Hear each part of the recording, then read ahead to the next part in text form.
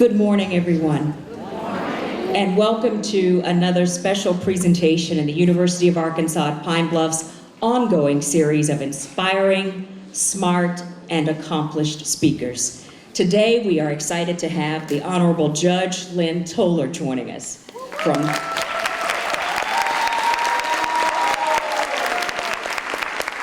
There's that golden lion. Welcome. From Cleveland, where she grew up, to the Ivy League campus of Harvard, where she graduated with her first degree, to the bench of divorce court, where millions of TV viewers watch her mediate affairs of the heart, Judge Toler brings a legacy of achievement. Here at the university, we are encouraged by Chancellor Lawrence Alexander to expand the educational experience. Yes, learning occurs in the lecture hall and the classroom, but it also occurs through exposure to the voices and the examples of those who invest in the currency of excellence. Hopefully, it ignites in you a fierce desire to know more, do more, give more, with the harvest to be reaped throughout your lifetime.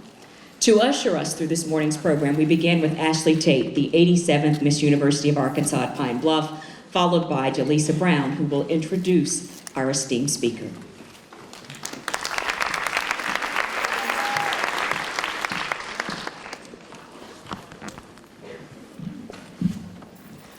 You can only be truly accomplished at something that you love. Don't make money the goal. Instead, pursue the things you love doing and do them so well that people can't take their eyes off of you. All the other tangible rewards will come as a result. Dr. Maya Angelou. Good morning. Good morning. To Chancellor Lawrence B. Alexander, his cabinet, faculty, staff, students, university supporters, and our treasured guest, Judge Lynn Toler. I am Ashley Marie Tate, the 87th Miss University of Arkansas at Pine Bluff. Reflecting on the words of Dr. Angelou, I can truly say that I have accomplished a goal which I love and cherish each day. My experience here at the university has taught me that success isn't measured in monetary value or even materialistic items. Furthermore, success is the result of preparation, hard work, and learning from failures. My reign as Miss UAPB is coming to an end. However, I charge you to start thinking about your achievement as we listen to Judge Toler. Be sure to pay attention for tools that will help you set goals for something that you love, because your tangible rewards are right around the corner. Thank you.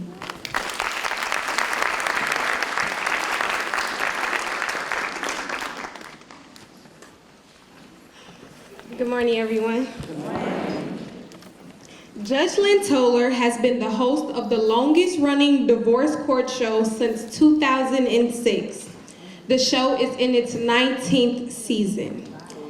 Judge Toler is a graduate of Harvard University and the University of Pennsylvania's Law School. At 33, she was elected judge of the Cleveland Heights Municipal Court and served there for 8 years. While on the bench, Judge Lynn volunteered actively in her community, creating her own programs such as Women's Talk, a project designed to intensively mentor young at-risk girls in the CHIP program, an intensive probationary program for young male chronic offenders. She also led an initiative to establish early response mental health teams for local municipal courts.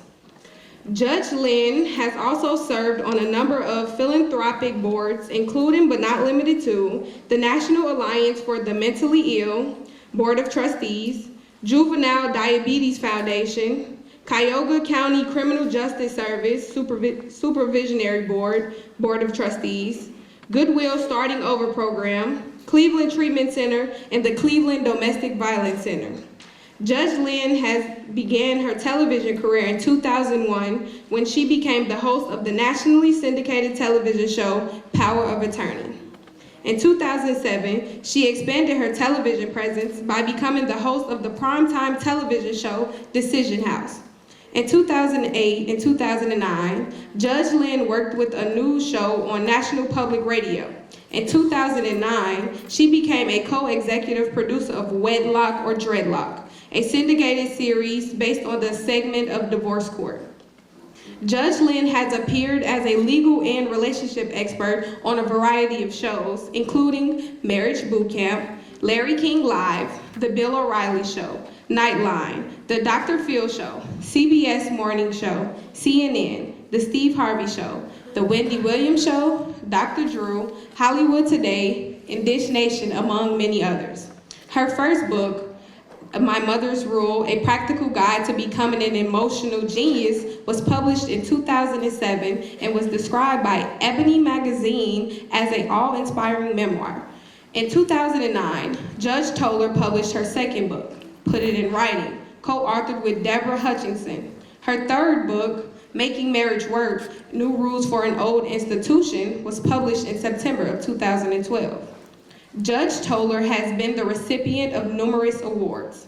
She is, however, most proud of the 2002 Humanitarian of the Year Award given to her by the Cleveland Domestic Violence Center and the Voice of Freedom Award she received in 2009 from the Philadelphia chapter of the Martin Luther King Jr. Association, where she was honored to join the ranks of previous recipients, Vice President Al Gore and Colin Powell, in ringing the Liberty Bell on Martin Luther King Jr. Day.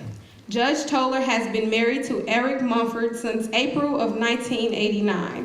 She has 2 sons and 4 stepsons. Ladies and gentlemen, let's give a golden lion welcome to Judge Lynn Toller.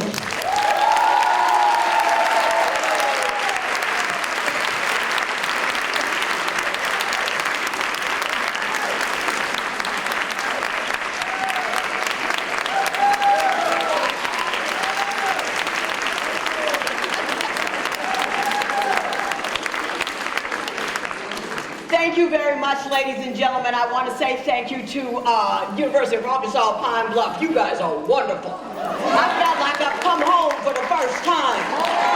And y'all take care of me. I got police officers in the front, in the back, on the side.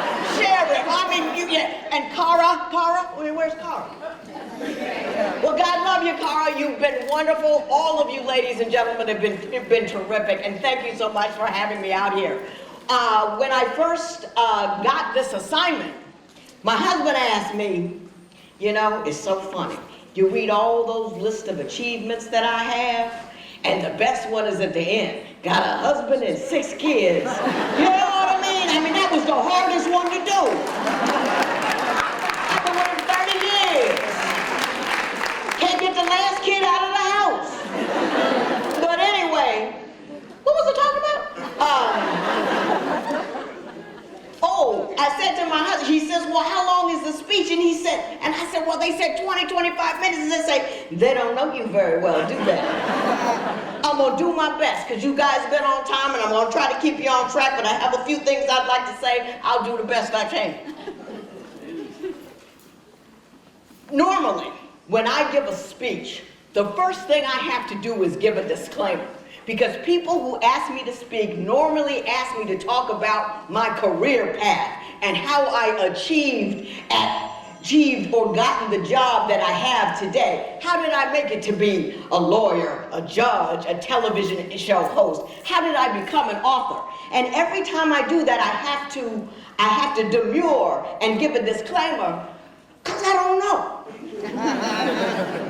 I never planned on any of this. None of this was meant to happen. When I was 21, 22, a senior in college, I thought that the best thing that I could ever be was single.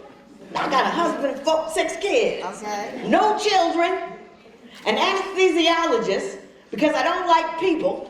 So I would be a doctor who put people to sleep. I wouldn't have to talk to them. Now look at me.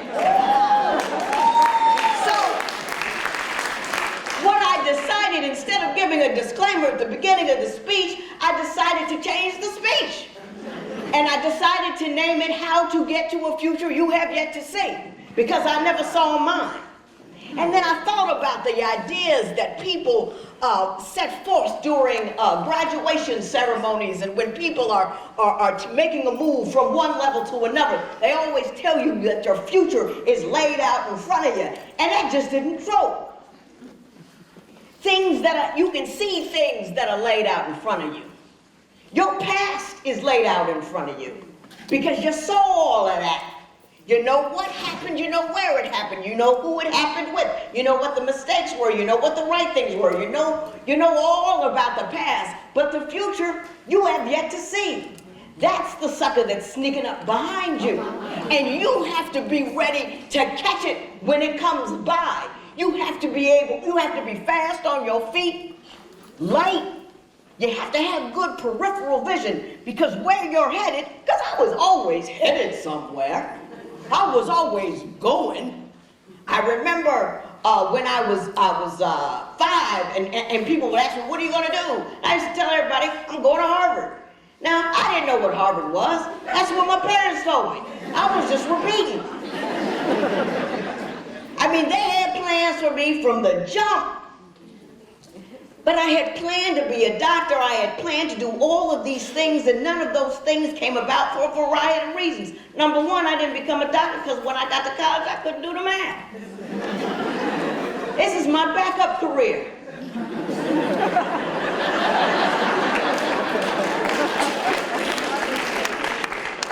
The thing I have to tell you is this.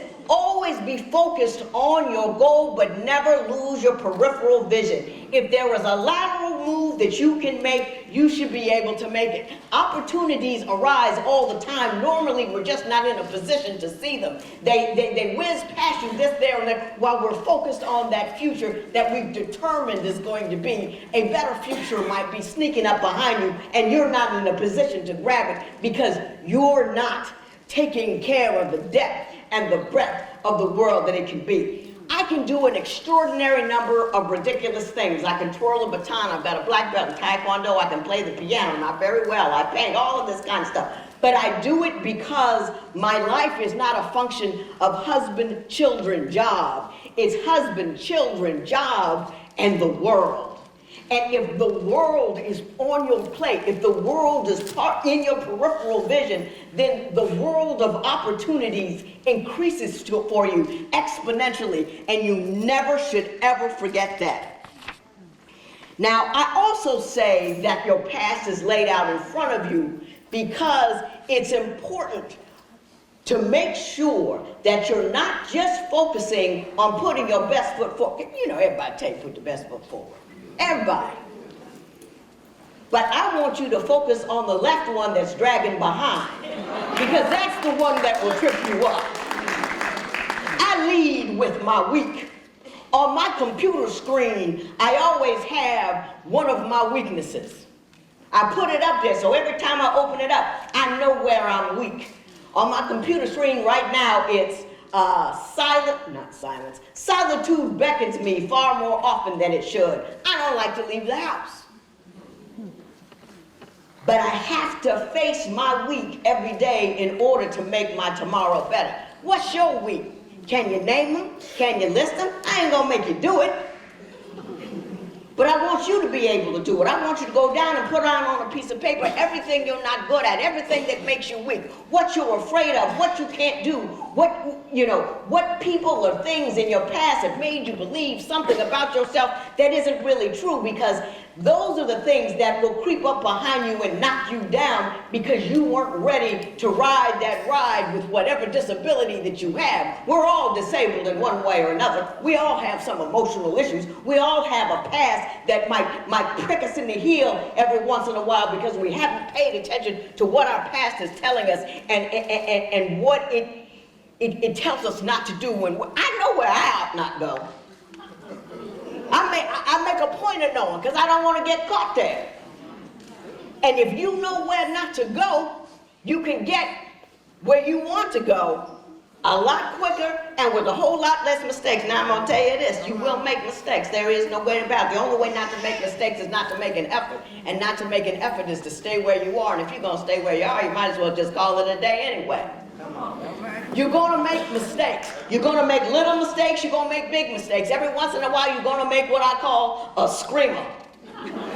You know, every time I think about one of my screamers, I'm like, oh, I can't believe I did that. Now, you're gonna make the mistake, and there's nothing wrong with it as long as you learn from the mistake that you make and then you don't live in it. And we women, I'm gonna say this because, you know, we women can live our mistakes. Society helps us, but we live it. Don't live it. You make a mistake, you move on. But then again, don't ever blame anybody else for the mistakes that you make.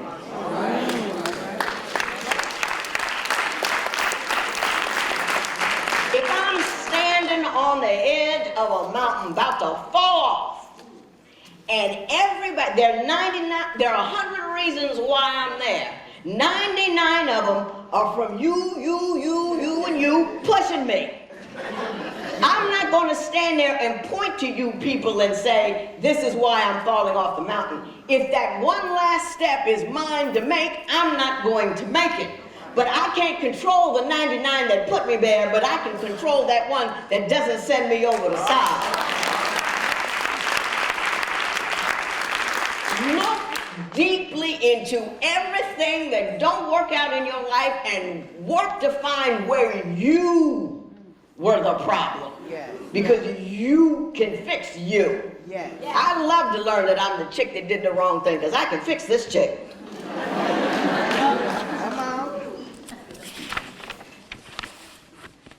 I would also like to suggest something that most people don't think of, is that I would encourage all of you to steal. I steal all day, every day. One of my favorite things to do.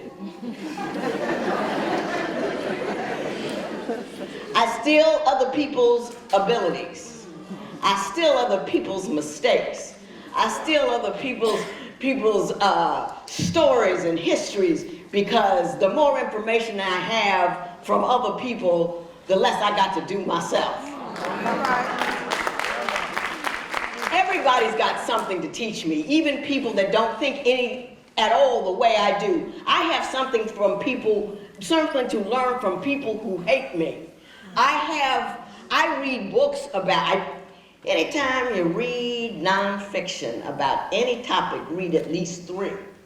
One that has this point of view, one that has that point of view, and one who claims to have no point of view, which is never really true. Because perspective is everything. People see everything through the prism of their past, and if you don't see their work, if you don't know where someone sits, don't ask them where they stand, because that determines what they're looking at. But anyway, I steal all the time, and there's nobody that I meet that I can't. Maybe it's her necklace. You know, maybe it's a phrase that you use. Maybe it's something you did that didn't work out, and now I got it on my, oh well, don't do that. I steal all the time and from everybody. The next thing I want to tell you to do is, don't just stand in a room with people who believe as you do. If you're in the room, that's what we're doing today in this country, and it's not working out at all. If you are always in a room with everybody that agrees with you, you haven't learned anything.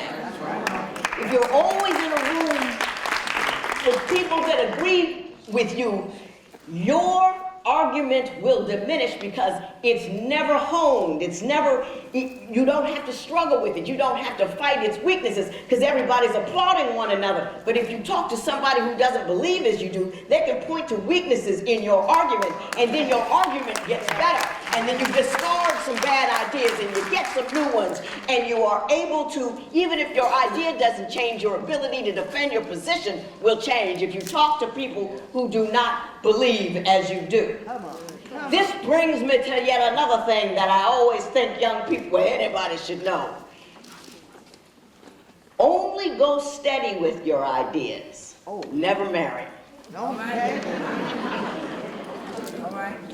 Because the stuff I thought I knew at 22,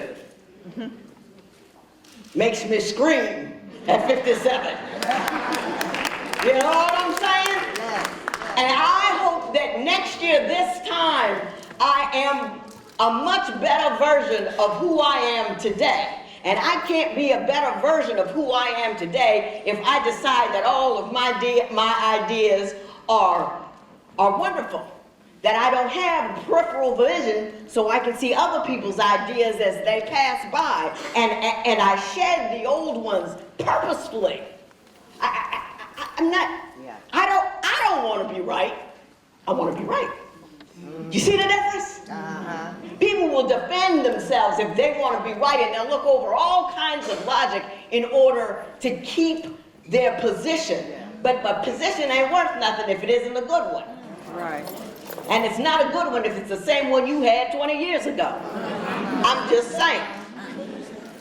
Another thing, I don't know, you know, I get out here and I get to talking to people. I always have so much I want to tell people. And you know, my children say, especially my youngest, he's my straight to heaven baby. Because like, I think of when you go to heaven, there's a long line outside the gate where St. Peter is. And this minute I get up there, they're gonna look around and say, that's Xavier's mother. Come on, baby. We know. You did it. You didn't kill him or nothing. Just come on in the first gate. You didn't shoot him. You only hit him a couple of times. You know, we know how tough it was. Come on in. He's still at home.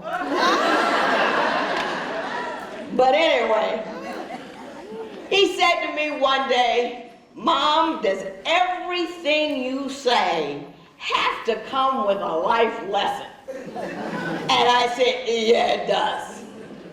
As long as you living in my house, ain't got no money, can't go nowhere else, I haven't taught you enough. Because you need to get out. Everything you do, everywhere you go, is an opportunity to learn something about what you should or should not do. And I think that life is so full of opportunities that we so often miss because we spend our time looking at the things that society tells us to look at, or society tells us is important, and we miss the boat. Which leads me to my next favorite topic, which is money.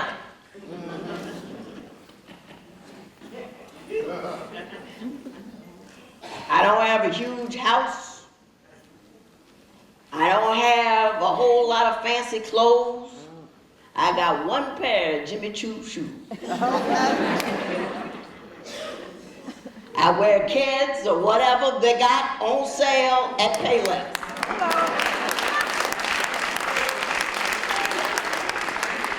But I tell you what I also don't have. I ain't got a mortgage. All right. I ain't got a car note. Been driving the same car forever, you know, it's got to fall out from under me before I get a new one. And what I do have is options. All right. I would like to encourage you to collect options. You cannot collect options if you're busy paying Mr. Jordan, Mr. Yves Saint Laurent, Mr. Anybody, Mr. Fubu, I don't know what else is on, I don't know. Mr. Chu, they done put their kids through college already. Have you got your college fund for your children? I want you, if you could go home, you ain't got to tell nobody, just go home. Stand in the middle of where you live and look around. Peek in your closet. Look in the garage. If you can see all your money, you're not doing it right. The only people who need to be impressed with what I got is the people in the bank where my account is. They need to be impressed. They need to see a big number.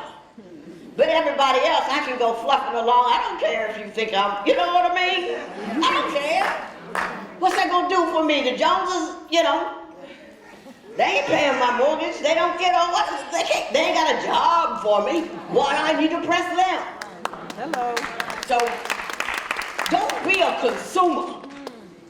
You know, be a person that has options. And while we're talking about money, I would like to talk about a concept that I developed on divorce court. It's a very deep one. It's called the stupid tax. Come on. There's local, city, state, federal stupid taxes. Stupid tax is the interest you pay on some expensive thing you bought that you didn't need. That's the stupid tax. The stupid tax is the $25 ticket you got to pay because you didn't put a quarter in the meter. That's the stupid tax. Do you understand what I'm saying? Yeah. The stupid tax is you get an apartment, it costs $1,500, you really don't have that kind of money, so you pay a $50 late fee every month. That's the stupid tax. Don't pay it. Because they'll get you with it every time. And it's not something that you need to do. The government doesn't need any more of your money. It takes enough as it is. The next thing I want to tell you, I'm just rolling around here because I have so many things I like to say. I'm just going to hit them all and then let you go home and marinate on it. The next thing I want to talk about is living fully. You need to own your space. And I mean every inch of your space. And when I say own your space, I mean don't be a person that's sitting in the house and you look up and something happened that affects you and you didn't know it was coming. You've got to know who your state council people are. You've got to know who your judges are. You've got to vote in every election, not just when some black guy is running. You're voting for president, because it's the local laws that'll get you first. It's that idiot judge who doesn't know what they're doing that'll put your son in jail for 20 years for something he really didn't need to go to jail for at all. Those are your things. Don't skip jury duty. That is our last best defense against a legal system that may lean on us a little too hard. Because if we are able to be in the jury, if we make sure that our faces are represented and that we can sit in that jury room and say, nope, I don't believe that. It wasn't proven beyond a reasonable doubt. I'm not going to have that happen, which my husband did once. He was the only black guy. And they were just, well, he probably this and he probably that. Yeah, he's probably guilty. And he said, no, probably isn't going to get it. Come on. Come on. And he stopped that guy from going to jail because he stood his ground in a jury room. That's owning your space. Own it all. Don't nothing happen in my neighborhood. Can't nobody. So they had this big complex that they're building next to my house because I moved out into this place and they were doing all these kinds of stuff. Listen, everything they file, everything they're going to change, me and a whole group of women were on it all the time. We've gotten just yesterday we got that project delayed by a month because we didn't like their irrigation plan. You know what I'm saying? And if you don't know, you ask, I don't know nothing about no water. But I talked to people who did know something about the water and how it was going to affect me to have these X number of houses built over there. They have to deal with me in order to affect me. I may not beat them every time, but they're going to sure enough know they got a fight on their hands if they're willing to take something that's rightfully mine because I own all of my space. All of it. I teach my boys how to act when the police come. Come on. Come on. The last one, you know, my heaven baby? Yes. He's always saying to me, yeah, but what are my rights? And I say, you ain't got none. Not one. When you're out there and there's a police officer, you have absolutely no right doing whatever he tells you to do, and then mommy will come.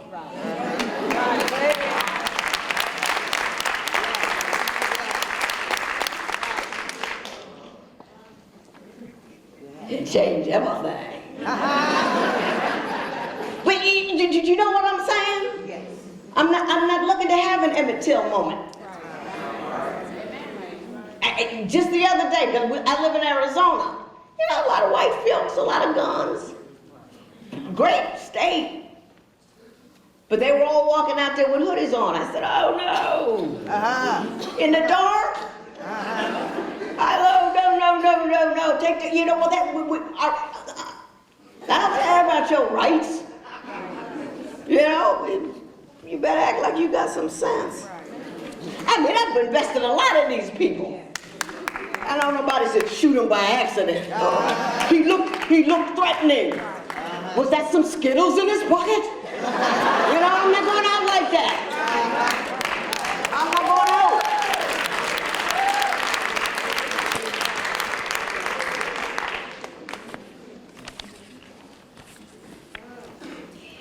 Every moment that you live is both an option and opportunity.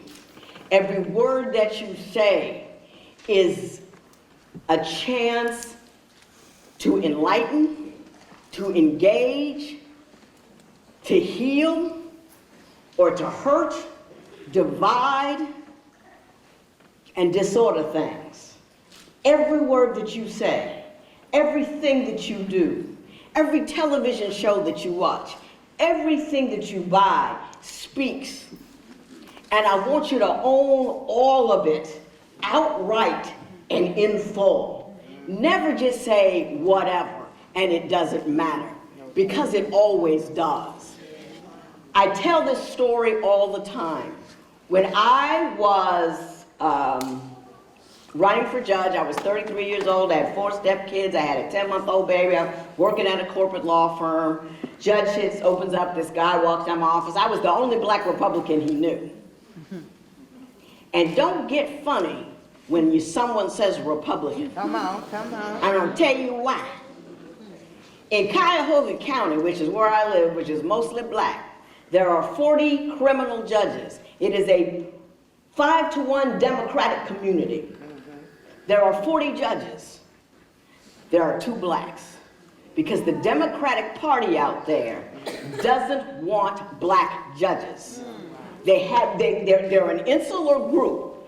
And so what they tell you is, you can't vote Democrat, you can't vote Republican. We know the blacks won't vote Republican, so we're not worried. We'll just keep the blacks off the docket, and there will always be an all-white judiciary. And there is today. They let this one brother through, but the cost of admission from the head of the Democratic Party was he would call that judge and tell him how to rule. That guy is now in federal pen. Come on. The Republican Party was looking for somebody to run because it was a Democratic state and somebody who could win. I said, I can do that for you. I vote my conscience when I'm a booth, but all politics are local. So nobody owns, you know what I mean? Just saying. Oh, wouldn't it just jack up everybody's mind if the entire black community stood up and went Republican?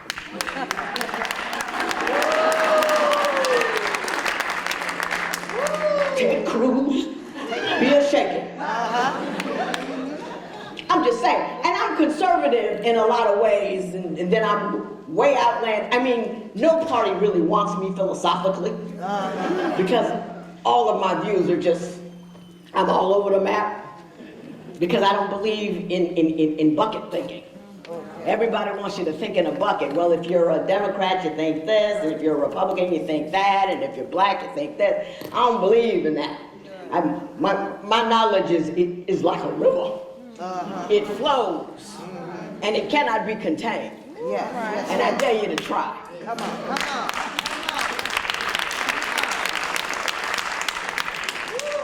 So since we're speaking of rivers, why don't I just say this? Never go with the flow unless you're quite sure you know where the flow is trying to go.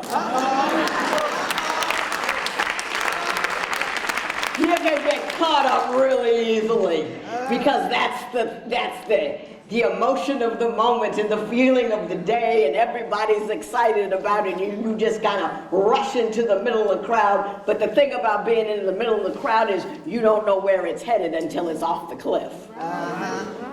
You need to be, as I like to say, alone out there in left field. I've been in left field all my life. I've been thinking outside the box all my life, not because I'm brilliant, Not because I'm independent and strong and brave. I just couldn't find the bus. I didn't know where it was. I was the weirdest little kid you ever want to meet. My mother said to me one day, she said, you know, I'm just shocked that you turned out so well. Your father and I used to lay in the bed looking up the ceiling and say, what are we going to do about Lynn? And I think, you know, about all those things I didn't do because I was just by myself out there in left field. And I think, you know, well, anyway, I'm not going to go down that road because it's an ugly one. But anyway, let me say this.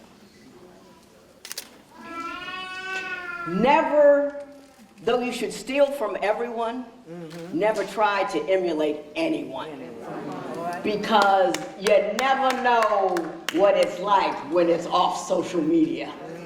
Everybody does what I say is put their best foot forward. And if you look at people and what they put forward and say, I want to be like them, you want to be like the image that they present. You don't know what's behind that image and the struggles that they have. And you feel, you get to feeling envious and jealous and thinking, ooh, she's got all this and ooh, she's got all that. When you know, hey, it may not be right at all. And I never complain about my past, but I've learned from it. And what I've learned from it is, if you make a decision to survive, it's a decision to bet on yourself, which precludes you asking anybody for anything. Because you've decided you're going to go and get it on your own. And my parents never let me ask for nothing. I remember in Towers Court, South Pool, I was 8 years old, it was the 60s, and they wouldn't let black people in because I went to a school, lower middle class school, and there was, you know, they wouldn't let black people in the pool. And I went, oh, Daddy, they won't let me in the pool. And he said, Next week, we in the car going down to the inner city, and he put me in the pool in the inner city. When I got back, I said, Daddy, what's a rich pitch mither feather? Think about it. Rich pitch mither feather. I misunderstood what they said. But I knew it wasn't nice. Because we were relatively affluent. I had long hair, I had a white name. Mom pulled up in whatever she pulled up in. And I said, I don't want to go back, because they're not nice. And Daddy said, can you swim? I said, no. He said, you're going back. In about 6 weeks, I was a front crawling, side stroking, back stroking, breast stroking sister.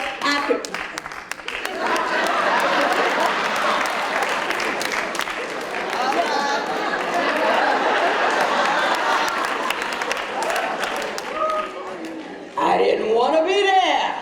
And the only way you can go is to earn your way out.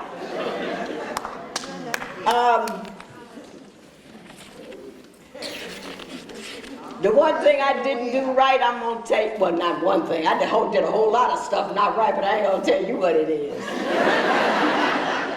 I had fun doing most of it, too. I ain't going to lie. Yes, indeedy. But what I would like you to do is never forget to find the joy in wherever you are. You do not live in Afghanistan. You do not live in the drought-ravaged Sudan. You live here. You may not have everything you want. You may have difficulties at home, but you have an opportunity to you eat. Yes. You have friends. You have family. You have love. Don't forget to feed your soul even when feeding the body is a difficult thing to do. You have the ability to have the joy of the day and the moment if you decide to take it. That's the part I didn't do until recently. And I don't regret it, because regret would be to waste time, because regret does not change anything. But I do keep it in my vision, because I have this habit of, in my aggression, and I'm aggressive about the things I do. You know what I mean? One time my son asked my husband what's a verb, you know, when he was young. And he said, your mother's a verb.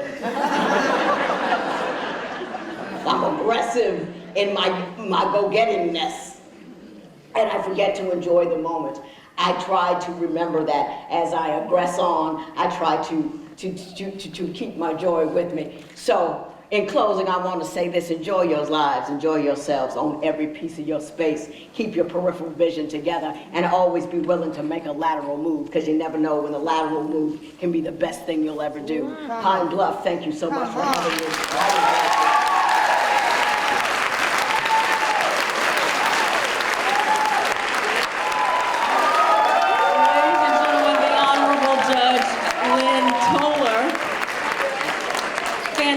You know, I came into this auditorium without a record. I leave here a thief, because there are a lot of things I plan to steal, and I'm sure some others as well. Know where not to go, so you can go where you want to go.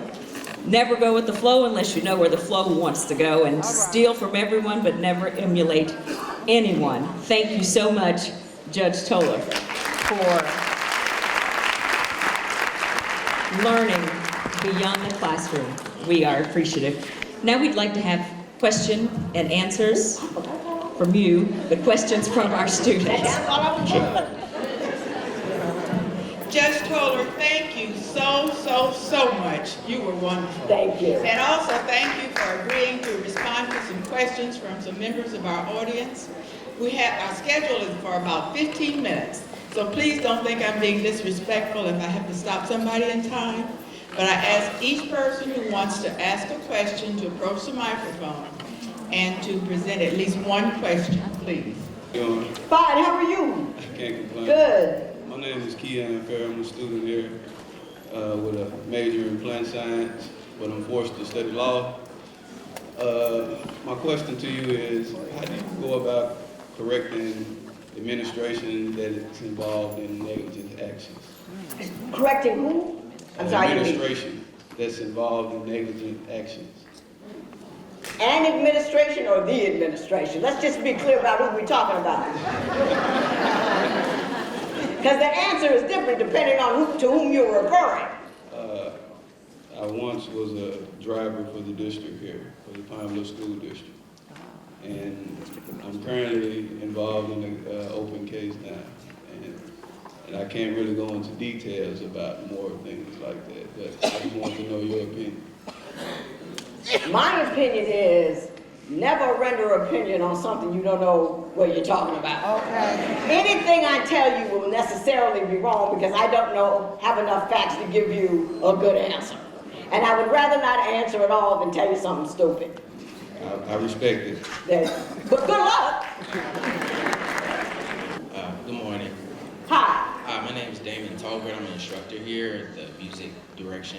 My question is, because I'm going through a transition right now, how do you know when to let go of something versus when something needs closure? Here's what I'm going to say to you. My mother used to say, you can spend all of your time deciding A or B, A or B, A or B, and you get stuck because you're looking for the right answer. Sometimes there isn't a right answer. Sometimes what you have to do is decide which set of problems you would like to solve. Choosing A will give you these answers and these benefits and these problems. Choosing B will give you another set. You lay out the sets of benefits and problems and decide which ones you're willing to solve and have, and then you make your decision that way. There is no right answer. You know what I mean? Yeah. There are options that you can have, and you can make either option work. But there is no, oh, this is time to close this moment and open another. It's like, is it time? Yeah. I'm ready to close this chapter. I'm ready to know that it ends this, but I'm also ready to move forward with that. And then you don't think about it again because you've made your decision. And once you've made your decision, you've committed let it go. Thank you. Bye. Hello, my name is Shawanda Shue Perry. I am a freshman and I recently changed my major to criminal justice. Do you have any tips for me as to how to be successful in that field? It's the same as any other, I think. Like I said, I'm an accidental overachiever. I was never into criminal justice. I got to the law firm, got tired, there was a position, and I took it. So I didn't strive to do any of that. All I will say is that everything I didn't do 100%. I did about 110, because that's what my father told me to do, just to be even. So whenever an opportunity arose, I was more than able to take advantage of it. So just give 110% to whatever it is you're doing. That's the best I can do.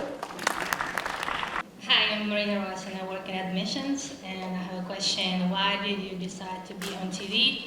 What inspired you and how did you start? I didn't decide to be on TV when I got off the bench one day, and my circuit clerk said, you know, Fox Television called. I said, no, they didn't. And she said, yes, they did. That was a Monday. They said, you have any tape? I did have some tape of me sentencing some people, sent it to them on Tuesday. They got it on Wednesday. I was in LA on Friday. Come on. And they made me an offer. They said, we want you on TV. And I said, well, how much guaranteed time is that? They said 13 weeks. I said, y'all can go on with yourself. Because I don't want to be on TV and I just won re-election. I got 6 years ahead of me, no cut contract. You're going to tell me to leave you for 13 weeks guaranteed. And she says, well, we really believe in the show, blah, blah, blah, blah, blah. And I said, well, if you believe in the show that much, I said, you guarantee to pay me out my judicial term should the show go away. And I said, if you can't do that, you don't really believe in the show. So they were quiet for about a month, and they came back, they said, cool, show lasted 4 months. So that just means stuff happens to you, but don't be silly with it. Always have your borders and your barriers and say, oh, TV, Thank you. You're welcome. Good morning, Judge. Good morning. I'm Judge Rita Bailey, and I'm from Little Rock. I made the drive here today to hear you, but you said something that really caught my attention. Mm-hmm. You mentioned that you were a Republican and you ran for judge, and they sort of earmarked you for that win. In Arkansas, we're nonpartisan judges, and in fact, we're precluded from talking about when people ask you that. Which is a way better way to do it. And that's just what saying, I want to but know go ahead. is what do you think about that? Because I last ran against what I would consider a Democratic giant. It was a senator, but I was a sitting judge. But he was a very popular Democrat, and that kind of heightened my awareness of that issue. So what do you think about that? I think the partisan thing is really crazy. We weren't allowed to advertise that we were Republican, Democrat on the ticket just like that, but everybody knew who was who and what was doing what. Just from me to you, I never stopped campaigning. I never stopped campaigning. Anytime I would start programs, every time you turn around, I was doing something new with a new niche in the community, and I became one of their partners. So that when a really popular Democrat did challenge me, I got 80% of the vote because I was always out there. You've got, whatever your judicial term is, to always be engaged. And if you're always engaged, that helps you along the end. Good fight.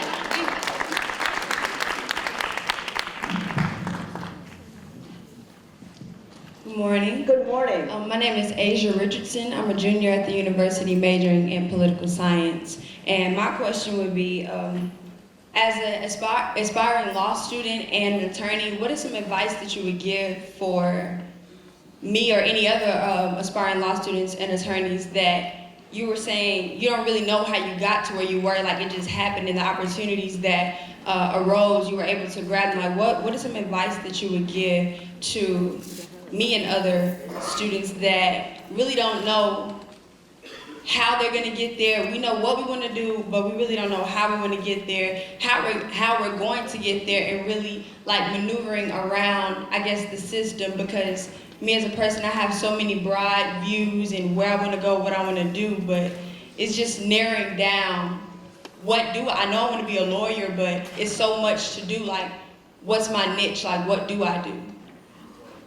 I think what happens is you have a passion, and then you're presented with an opportunity, and you're presented with a number of opportunities, but you have a particular passion, and you attach yourself to the opportunity that fits the passion that you have at the moment.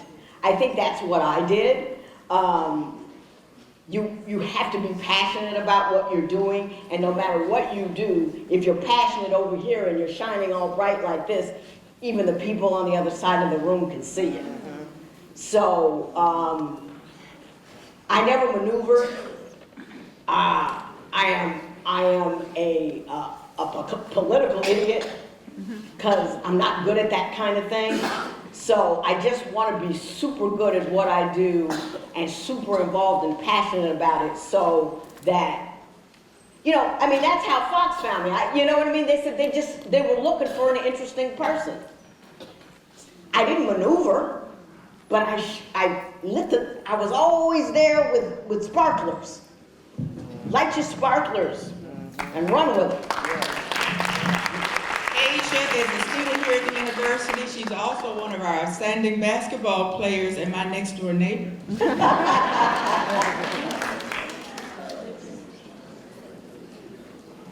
Hello, Judge Toller. Wonderful talk today. Appreciate you so much.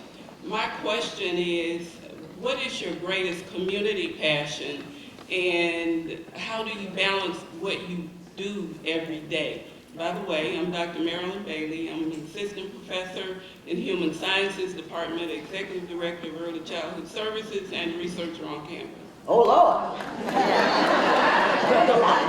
Good for you. Now I got to have a really good answer now, because, you know, all right. My current passion is an organization called Bloom365.org. When I was on the bench, I had three issues that I was all over. One of them was mental health, one of them was young people, and one of them was domestic violence. Since I've left the bench, I'm with an organization that tries to prevent domestic violence before it starts by going into classrooms, teaching young people in junior high and high school what a healthy relationship is and how to engage in healthy relationships, what the danger signs are of abusive relationships. So that is my current passion. I'm on a board there, and I go to the schools, I do a lot of stuff. So that is my current passion. I ain't gonna lie, I work 16 days a year on divorce court, so I don't have a lot of balancing problems. You know what I'm saying? I just don't. I don't know what to tell you. I got time. Thank you. Our Sorry. last question. Hello, Ms. Toller. Hi. My name is Jonathan McClendon. I major in Industrial Technology Management and Applied Engineering. And I had a quick question. What is your hardest obstacle you've had to overcome in terms of your career? The hardest obstacle that I've ever had to overcome in terms of everything is fear. I am a naturally fearful person. I am naturally introverted. I would prefer not to leave the house. I had my first nervous breakdown when I was 9. I'm afraid of flying, I'm afraid of driving, I'm afraid of everything but public speaking. And every day I face a bowl full of my fears just to get through a normal day. And that's the fight I fight.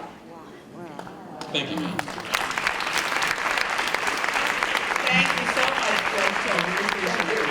Thanks again, guys. And now, as we conclude today's program, please greet Vice Chancellor Dr. Jackie McCray.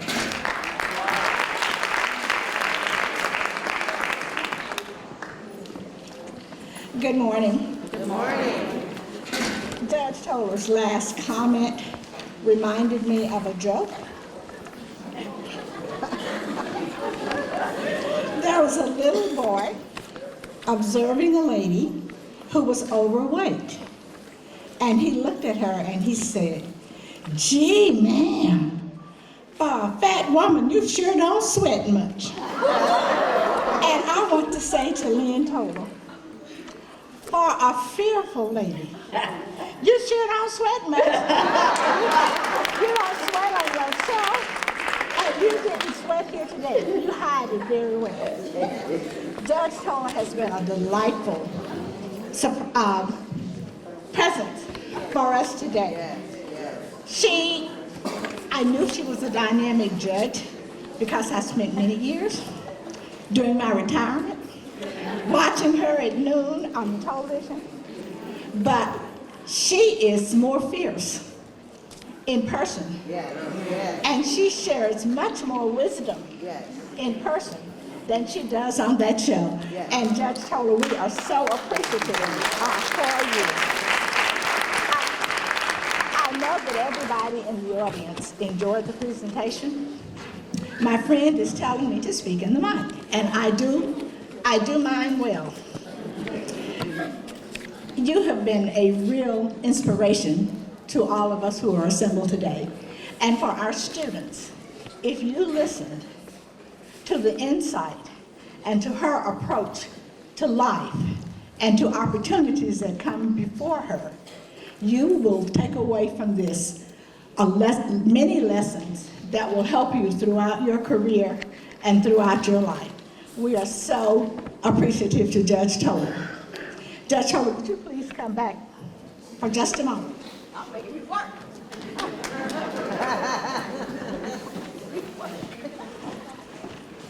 This is just a small token of UAPB memorabilia. Oh, okay. Can I look? Yes, you may look and you may share with the audience.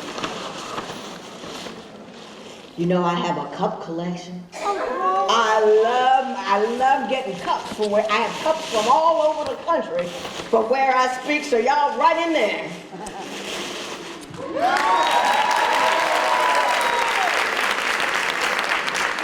When Big E and I are sipping coffee in the morning, I'll think of you. Thank you so much. thank you again for your presence. Okay. This has been a special day for the University of Arkansas at Pine Bluff. Okay. I want to pause and recognize guests that we have in the audience this morning. We have a very special guest, Lieutenant General Andre Piggy. He is one of the highest ranking African Americans in the United States Army.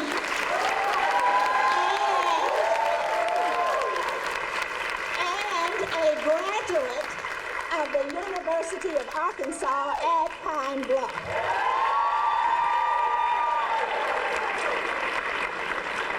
General Piggy will be speaking tomorrow morning at 9 o'clock in this auditorium.